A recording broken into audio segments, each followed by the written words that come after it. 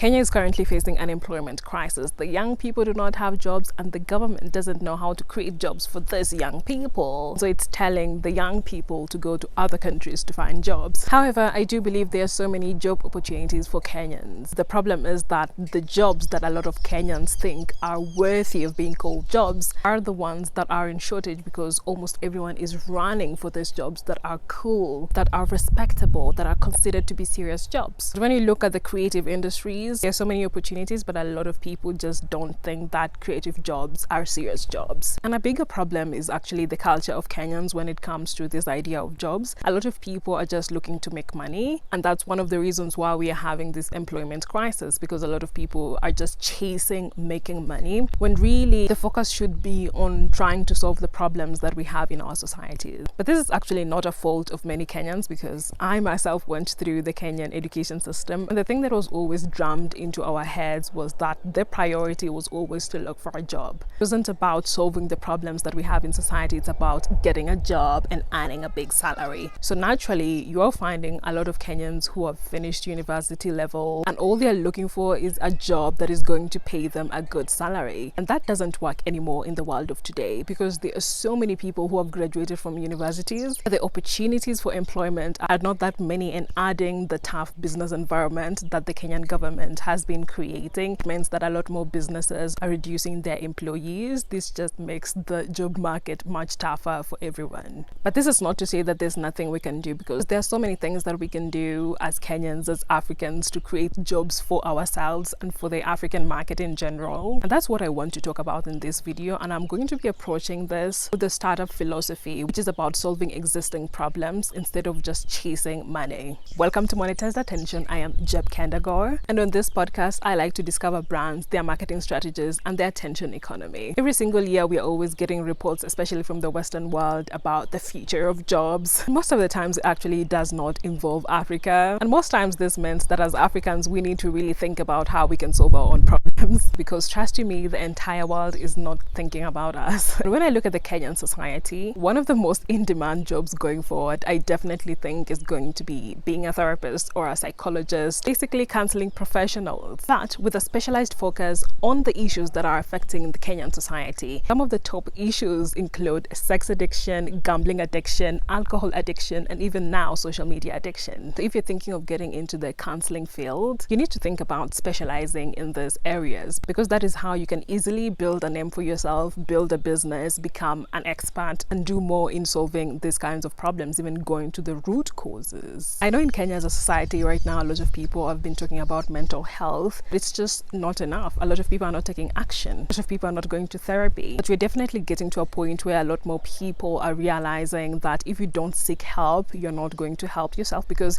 even if the government, for example, decides to create job opportunities, if you have a huge population that is addicted to different kinds of things, they're not going to be productive. This is why counseling professionals are going to be in demand, because addiction is a problem that affects all facets of society. The next in-demand professionals are going to be cybersecurity experts. We are already seeing an uptick in jobs in this field, and this is because of the rise in cybercrime. And this is not just happening in Kenya, this is actually a global issue. Most of the times what we are seeing is that the governments are always very lazy, very inefficient when it comes to matters technology, and they're not able to come up with policies that are actually timely. And this means that a lot of businesses have to take it into their own hands to ensure that they are creating parameters that protect them. And when it comes to cybercrime, it's actually very tough, because technology is changing very fast, but the policies are not changing faster. And the cyber criminals most of the times are very knowledgeable with technology, and they know how to manipulate it. And this means that if you're someone that is great at technology, you need to be taking advantage of that and become a cybersecurity expert. You're always going to be in demand as long as technology is going to be propelling the global business landscape.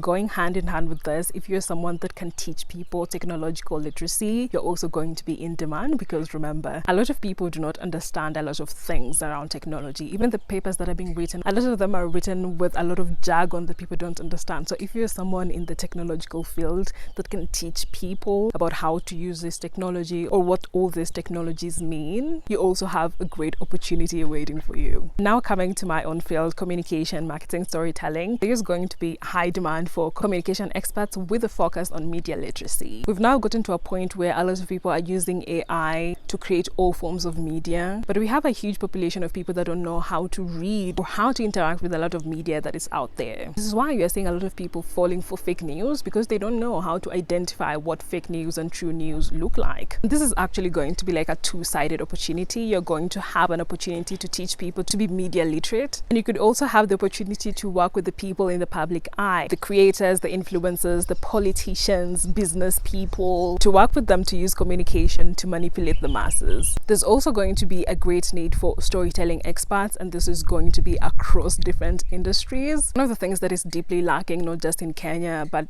Africa as a whole, is just the way we tell our own stories. For a very long time, we've just left other people to tell stories about Africa, but we're getting to a point where if we really want to be very successful, we need to start telling our own stories in our own way. It's going to be a very important skill to have, and it's not just about being in the entertainment industry, making films or music. It's also going to be in business. It's also going to be a skill that is needed in government to attract foreign investments. If we take the example of France, a lot of people travel to go to France to go see the Eiffel Tower. It's just an iron structure, you know. It has been marketed over and over. It has been integrated into stories of magic, stories of love. And this is what makes over 2 million people travel to France every single year. Most of them just to see the Eiffel Tower, especially in the evening when it's sparkling and people are like, oh my God, this is so magical. That is thanks to storytelling. And France as a country knows the importance of storytelling, and that's why you see how they invest in a show like Emily in Paris, and ensuring that they have the location to shoot the film or the series, because they know that the show is going to bring in American tourists. Japan is also a big tourist market for France, and one of the recent reality TV shows called Offline Love has been shot in the city of Nice, France. And fun fact, for a lot of Japanese tourists, they always face something called the Paris syndrome, which is a sickness that they get when they arrive in Paris. They realize that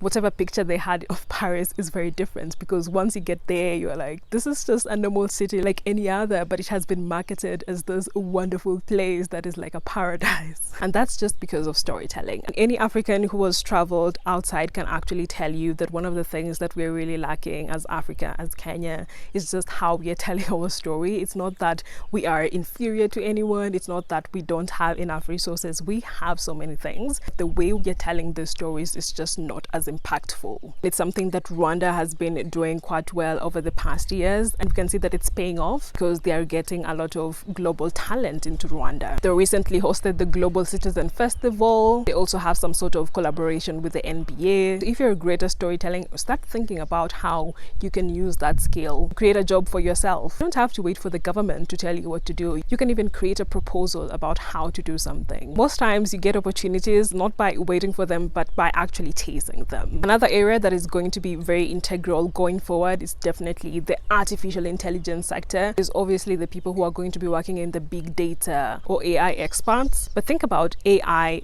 in different fields, because now we're at a point where AI is going to be penetrating everywhere. And while a lot of people keep on talking about how AI is going to be taking people's jobs, yes, that is true to some point, but also the person that is not using AI is going to be replaced by the person who is using AI. If you're in whatever industry, think about how you can incorporate AI, and that is going to be an absolute game changer. Taking the good example of agriculture, which is always the backbone of the Kenyan economy, because we depend on agriculture for so many things. It's something that people are always going to need, but you need to actually go further and ask yourself, how can I solve the problems that are there in the agriculture industry using something like AI, using technology, going into research, and your research is powered by AI, trying to solve the problems, the agricultural problems that are present in Kenya. And instead of just looking at the entire Kenya, maybe go start from your own village. Start with a small problem, and then you can just grow slowly by slowly. You can also go into biotechnology, look at how you can create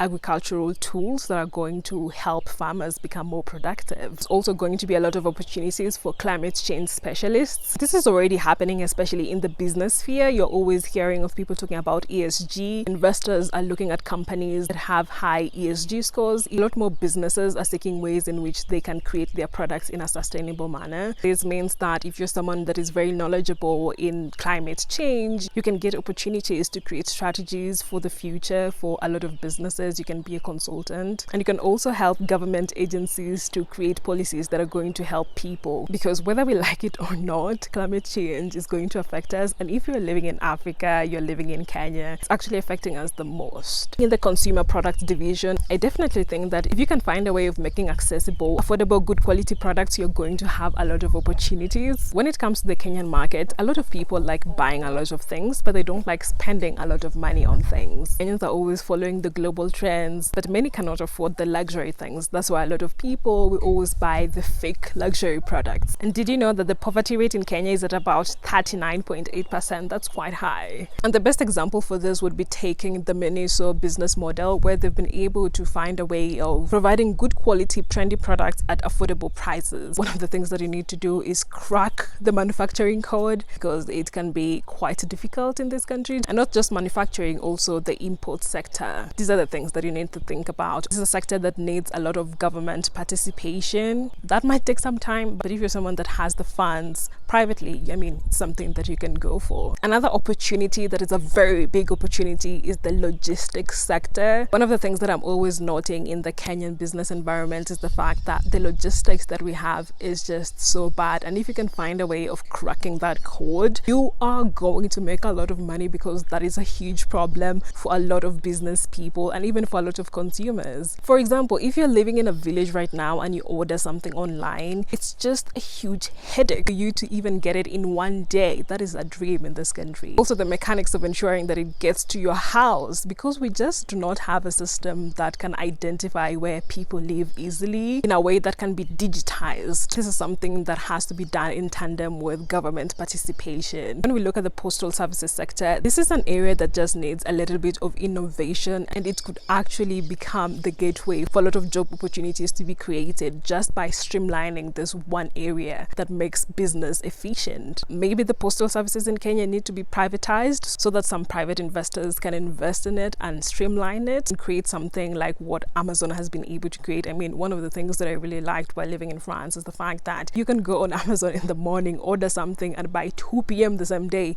it's there. Having that kind of system is definitely going to be a game changer in the business environment. So these are just a few of the jobs and the industries that you can tap into if you want to become more successful, if you want to create a job, create a business for yourself that is focused on solving problems rather than just chasing money. Of course, these are not the only opportunities that are there. What you can do yourself is just look at the skills that you have, the education that you've had, and look at the problems that are there in your own society and start thinking about how you can apply your skills and your talents to solving those problems. One of the things that I don't hear a lot of people talking about is how when you actually focus on solving a problem, then money is going to automatically chase you, because most times people are willing to pay money for their problems to be solved.